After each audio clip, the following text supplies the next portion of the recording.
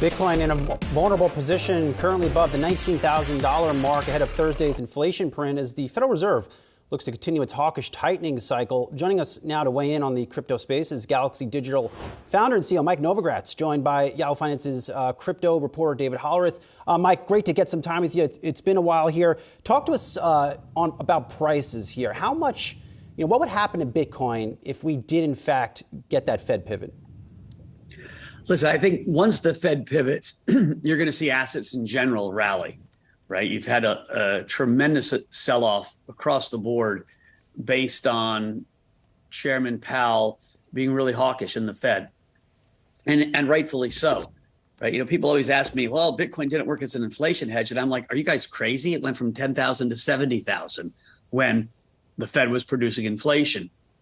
Since the Fed has decided to try to smash inflation by raising rates aggressively, the most aggressive, rate raising in our lifetime, Bitcoin sold off with other assets. It's actually done better than most. And I think if you finally get the pause, you'll start seeing Bitcoin, pick back up. Bitcoin and all cryptocurrencies.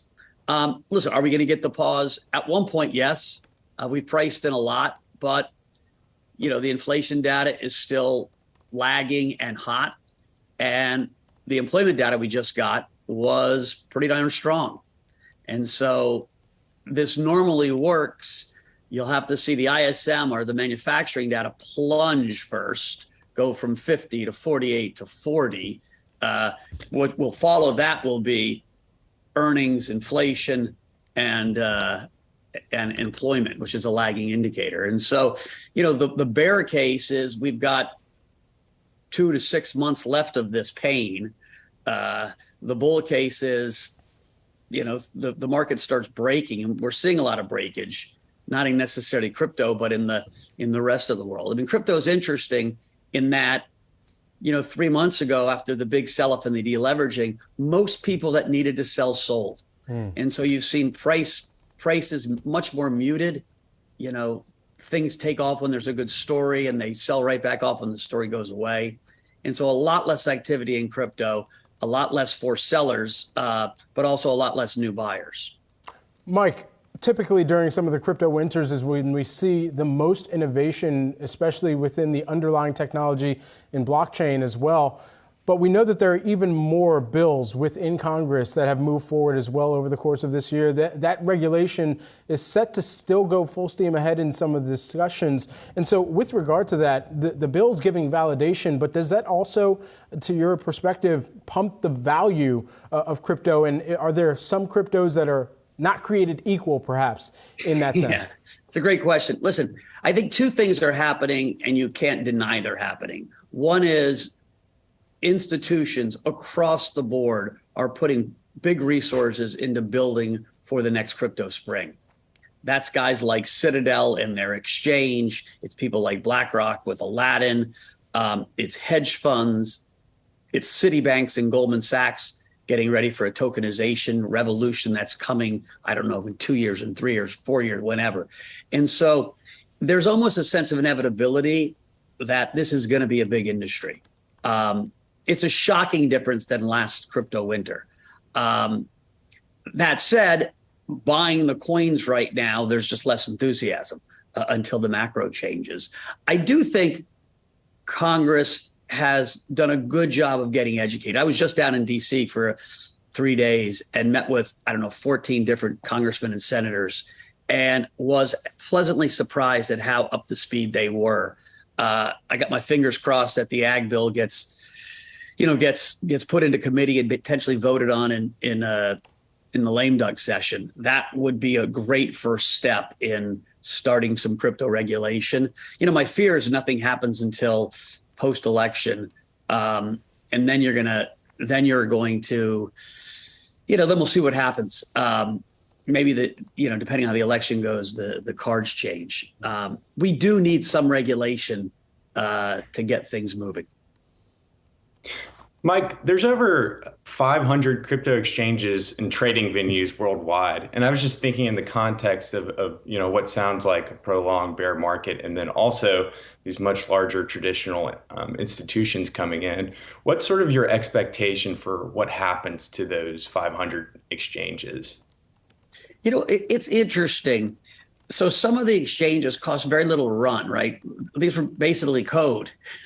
And as you got closer to a regulated world, you look what Coinbase costs, and you're building services and you're building KYC, and they cost more and more. And so I think as you look at what I'll call regulated exchanges or exchanges that have some regulator, you probably see a consolidation, and they probably still need to cut costs. And so, but exchange is a funny word. Most of these exchanges should be thought of as broker dealers, right? Coinbase is closer to Fidelity than it is to the New York Stock Exchange, right? It has tens of millions of customers that it deals with, that use its app, that keep things on its in its system, right? New York Stock Exchange does it. You go to and you trade, and you have a broker dealer that you trades with it. And so calling them all exchanges is a misnomer. They have matching engines and they have exchanges, but their primary business is really that of collecting customers. And I think you see a consolidation there. Right. Turning to this sustainability report that Galaxy put out this morning, sort of a benchmark for the industry in a sense of transparency. But I was just curious, in the report you revealed that 68% of the company's carbon footprint comes from its Bitcoin mining operations, and that long term you're aiming for making the energy sources for those operations about 80% coming from renewable energy. And so I was just curious, what is the timeline for when the company plans to hit that 80% mark? I think we're pretty close already. And so I would, without actually talking to the mining team this morning, I don't want to give you a bad data point, but we're pretty close to 80% already. Listen, one of the unfortunate things that happened in the last 2 years of crypto is this narrative that Bitcoin uses too much electricity showed up. Reality, total Bitcoin mining uses less electricity than hair dryers or Christmas lights. It's not zero. It's certainly a significant amount, but it's a fraction of global power supply. And so, when you think about if you were the master of the galaxy, you would allocate electricity to things you think are valuable. Like YouTube uses a lot more electricity than Bitcoin mining. Listen, I think YouTube is an unbelievable innovation, and it deserves some electricity budget. And so it's Bitcoin, because it can exactly specify how much electricity it uses, and it produces those reports on a monthly basis. The community says this is what has gone into mining. It's an easy target. But it shouldn't be a target. And so, listen, we are moving towards a greener footprint, because I think all companies should. But I don't want to, in essence, condone the fact that I feel like Bitcoin is being singled out as an industry because a few people pointed at it and said, oh, this is an easy scapegoat. Thanks for giving me a viable reason not to put up Christmas lights this year, Mike. I definitely appreciate that. An alternative, perhaps. Also, while we have you here, though, considering a lot of companies, CEOs, executives, they're implementing their recession playbooks and kind of dusting that off right now. Given that you've seen this before, you've seen this in the past, but for crypto this time and the amount of holdings that you do have, do you plan on kind of selling any of that, liquidating any of that in order to just shore up the coffers of cash in order to make sure that your businesses can also navigate? Listen, we luckily sold over $1 billion of stuff last year at better prices, and certainly don't want to get into the business of burning the furniture to run the business. And so we're going to try to manage our business towards what we think are rational revenue targets. Listen, revenue is coming down in the industry. The volumes are down. Excitement is down. In this winter could last longer than people think. It might be shorter. It's hard to predict when these crypto winters, how long they go. We're a couple years from a halving cycle. I do think the Fed flinching creates some enthusiasm around Bitcoin as a store of value, Bitcoin as a recession, as an inflation hedge, as a hard money when the rest of the world keeps printing money. but we're going to manage our business to what we think is a rational revenue stream for our 5 operating businesses, is try to keep the balance sheet separate. And Mike, if we sort of think of the period in the 1960s to 1980 for the stock market as sort of a worst case scenario for what this bear market could look like across the equities market and crypto, I was sort of curious, how do you think a crypto investor should operate in this environment? That period of time is sort of likened as sort of excellent for stock pickers.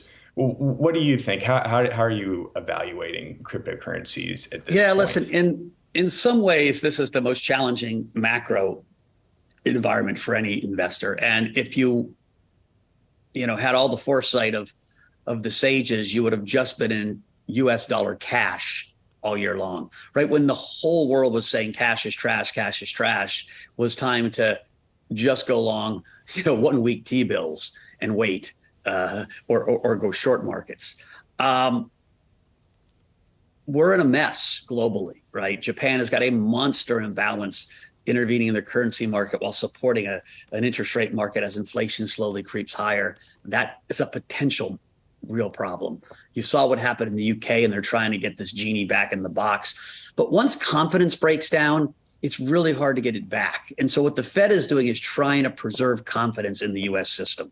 Now, what they need, and we'll see if you get it, is a Congress that is willing to take some pain. Politicians are not normally coded to take pain, right? So you already see in France, hey, we're going to do a $100 billion subsidy because energy prices are too high, and hence that's driving inflation. So we're going to give more money to the system. Like, that's counterintuitive. I understand where it comes from. People are suffering. But as you use printed dollars or printed euros in this case, it creates this inflation cycle. And so it's a really treacherous market. Could the S&P, what's at 3,600 today, could it end the year at 3,300, 3,000, 3,300? Kind of looks like where the chart would go. What's hard about these environments is they don't get there in a straight line. Right. There is a tremendous amount of fear in the market right now. And so, like on Monday, we already saw a 6% rally and it got reversed. It doesn't feel to me that the stock market low is in, that we're going to have more pain before we see clear sailing. And, there is a chance that even when the Fed thinks it's finished, they pause. If the federal government doesn't tighten its belt and starts feeling this populism surge, the cycle picks up again. And so I would say for now, until the next, until further notice, at least 12 months, these are going to be really complicated markets to trade and complicated markets to make money in. And in some ways, just preserving your wealth is a huge win, right? Not actually having monster gains, but not losing money could be a huge win. All right. Going to need to grab my Parker and Build-A-Bear Teddy here. Mike, appreciate it. Thanks so much. for maybe I'll mark the low for you guys. Good stuff there. Galaxy Digital founder and CEO Mike Novogratz. Mike, got to have you back here sometime soon. Appreciate the conversation, as well as Yahoo Finance's own David Hollerith. Thank you both.